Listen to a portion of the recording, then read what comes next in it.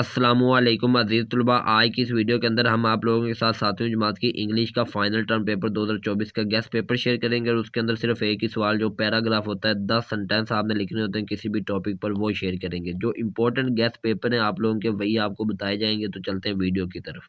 तो ये paragraph writing आपका पहला सवाल है जी। Write a paragraph of 10 sentences on traffic signal. ठीक है, तो ट्रैफिक सिग्नल पर आपको एक पैराग्राफ आया हुआ, ये आपके सामने तस्वीर भी बनी हुई, साथ आप इसको देख सकते हैं। तो ये ट्रैफिक सिग्नल पे आप लोगों ने 10 जुमले करने हैं आपके सामने लिखे हुए। मैं अब ये जवाब नहीं पढ़ूंगा लेकिन आपको दिखा दे, तो आपने इसको नोट डाउन कर लेना या इसका स्क्रीनशॉट ले लेना और अच्छे तरीके से इसको याद कर लेना। ये इंपॉर्टेंट पैराग्राफ है।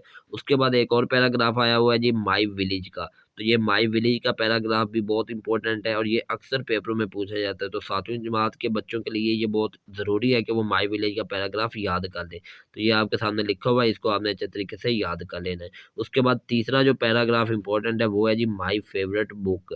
ये आप लोगों के सामने लिखा हुआ है, इसका आंसर माई फेवरेट बुक का, इसको भी आपने अच्छे तरीके से याद कर लेना है। ठीक हो गया।